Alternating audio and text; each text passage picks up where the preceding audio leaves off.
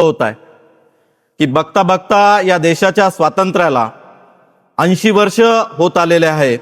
80व्या वर्षात आपण पदार्पण करतोय। या देशाच्या स्वातंत्र्याकरता कित्येक लोकांनी हे देश स्वतंत्र झाला पाहिजे। हा देश परप्रांतीयांच्या गुलामगिरीतून मुक्त होऊन हा देश स्वतंत्र होऊन पुन्हा या देशाची सार्वभौम घटना या देशात अस्तित्वात यायला पाहिजे।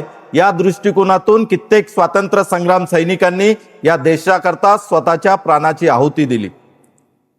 आज आपण 80व्या वर्षामध्ये पदार्पण करत असताना देश विकसनशील देशाकडनं विकसित देशाकडे वाटचाल करत आहे आणि त्याचबरोबर जगातली सगळ्यात मोठी आर्थिक महासत्ता होण्याच्या उंबरठ्यावर आपण येऊन ठेपलेलो आहे। खऱ्या अर्थानं 2047 पर्यंत हा भारत देश विकसित देश म्हणून आणि त्याचबरोबर जगातली सगळ्यात मोठी आर्थिक महासत्ता म्हणून नावलौकिक करेल यात काही शंका नाही, कारण त्या दृष्टिकोनातून सरकार सातत्यानं प्रयत्न करत आहे। देशात टप्प्याटप्प्यानं विकासाचे अनेक टप्पे आपण बघितलेले आहेत। त्याचमुळं आज देश आपला या देशाकडे संपूर्ण जगाचा बघण्याचा दृष्टिकोन सुद्धा बदललेला आहे। नरेंद्र मोदी पंतप्रधानांच्या रूपानं देशाला आणखी समृद्ध कसं करता येईल, लोकांचा सहभाग या देशाच्या विकासामध्ये कसा राहता येईल याच्याकरता सातत्यानं प्रयत्न सुरू आहे। त्याचबरोबर आपण या रामटेक शहराचा विकास सुद्धा त्याच दृष्टिकोनातून करण्याचा सातत्यानं प्रयत्न करत आहे। आपल्या सगळ्यांच्या आशीर्वादामुळे आपल्या सगळ्यांच्या प्रेमामुळे मला या रामटेक नगर परिषदेच्या अध्यक्षपदाची जबाबदारी मिळाल्याबरोबर आतापर्यंत या रामटेक शहरामध्ये जवळपास 700 लोकांचे घर आपण घरकुलच्या माध्यमातनं, प्रधानमंत्री आवास योजनेच्या माध्यमातनं, रमाई आवास योजनेच्या माध्यमातनं आणि सबरी आवास योजनेच्या माध्यमातनं पूर्ण करण्याच्या अंतिम टप्प्यात आहोत। जवळपास 13 करोड रुपये आपण या घरकुलच्या लोकांना वाटप सुद्धा केलेलं आहे। त्याचबरोबर नुसतं घरकुल योजना देऊन थांबणार नाही, तर ज्या लोकांकडे स्वतःचं घर नाही, जे लोक कित्येक वर्षापासून या रामटेक शहरामध्ये किरायाने राहत असतील, स्वतःची कुठली जागा नाही, राहण्याकरता स्वतःचं ठिकाण नाही, अशा लोकांकरता सुद्धा आपण एक ASP प्रोजेक्ट म्हणजे अफोर्डेबल हाऊसिंग प्रोजेक्ट हे पूर्ण करतोय। त्याचं काम हे जवळपास मी अंतिम टप्प्यात आणलेलं आहे। लवकरच त्याचं टेंडर होऊन लोकांना स्वतःचं हक्काचं घर सुद्धा देण्याचा आपला मानस आहे।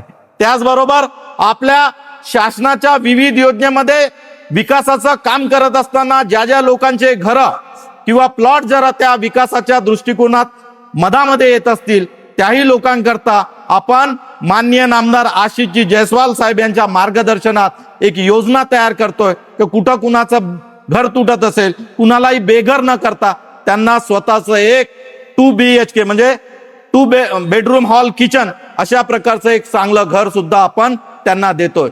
हेच करून आपण थांबणार नाही, तर कुठंतरी रोजगाराच्या दृष्टिकोनातून सुद्धा आपण सातत्यानं प्रयत्न करतोय।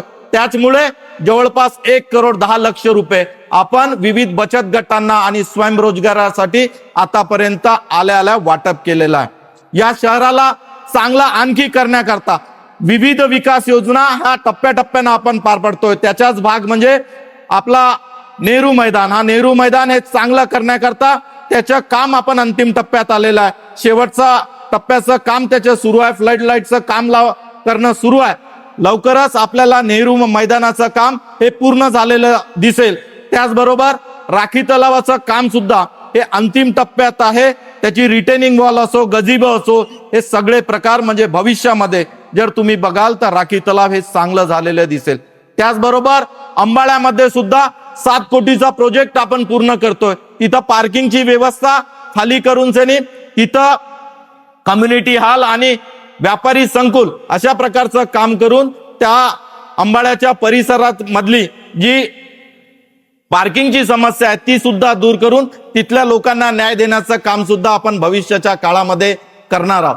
त्याचबरोबर जर बघितलं तर वॉटर सप्लायची योजना आल्या मी पूर्ण करून एक्सप्रेस फीडरवर कन्वर्ट करून आता रामटेक शहराची पाणी पुरवठा योजना ही सुरळीत आणण्याच्या मार्गावर आहे।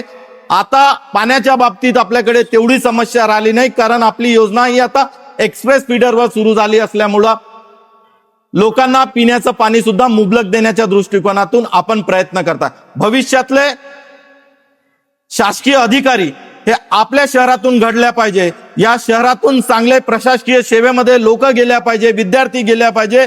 याही दृष्टिकोनातून आपण 2 चांगल्या लायब्रऱ्या या शहरामध्ये विनोबा भावे आणि आंबेडकर वार्डामध्ये निर्माण करण्याचा प्रयत्न करतोय. त्याचे सुद्धा डिझाईन वगैरे सगळं फायनल करून काम मंजुरीच्या अंतिम टप्प्यात आणून ठेवलेलं आहे.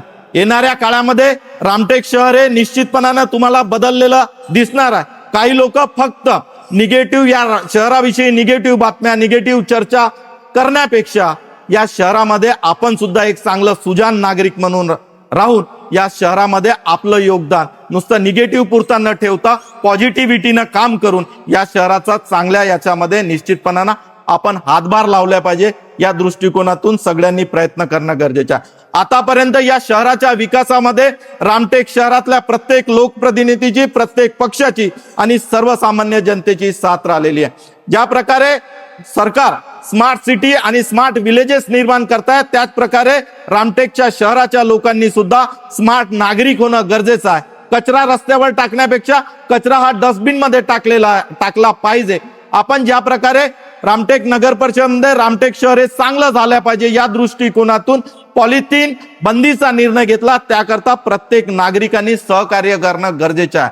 नुसतं लोकप्रतिनिधींनी करून चालणार नाही, तर प्रत्येक नागरिकाचा सहभाग लोक चळवळीसारखा या प्रत्येक याच्यामध्ये होणं गरजेचं आहे. तेव्हा कुठं एखादं शहर बनते. एखादं शहर बनवत असताना, त्या शहराला घडवत असताना प्रत्येकाचं योगदान हे महत्वाचं असते ना. आपण आपल्या रामटेक शहराचे नागरिक हे सगळे सुज्ञ आहात, जाणकार आहात आणि सगळ्या गोष्टीची जाण आपल्याला आहे याची खात्री मला निश्चितपणानं आहे. भविष्यामध्ये आपण सुद्धा एक स्मार्ट नागरिक या रामटेक शहराचे म्हणून काम कराल असा दृष्टिकोन या व्यासपीठाच्या माध्यमातून व्यक्त करतो आणि पुनश्च आपणा सगळ्यांना या स्वातंत्र्य दिनाच्या मनपूर्वक शुभेच्छा देतो. आणि शेवटी एवढंच सांगतो की पुन्हा जर माझा जन्म जर या धर्तीवर झालं, ते कवितेच्या माध्यमातून जे माझ्या हृदयाशी नेहमी स्पर्श करणारी कविता आहे ते तुम्हाला सांगतो की हो जन्म दुबारा तो भारत वतन मिले, फिर से वही हिमालय गंगो चमन मिले, है धूल इसकी चंदन अमृत है इसका जल, है सरजमी हवाओं से झूमती फसल, ममता भरी ये गोदी फिर से नसीब हो, फिर 3 रंगों वाला हमको कफन मिले, झुके ना शीश किसी के आगे चाहे टूट कर गिरे, राणा शिवा का तेवर व बाकपन मिले, सारे जहां से अच्छा है अपना ये वतन, नेहरू सुभाष गांधी से खिल रहा चमन, खिल रहा चमन. धन्यवाद. जय हिंद, जय महाराष्ट्र.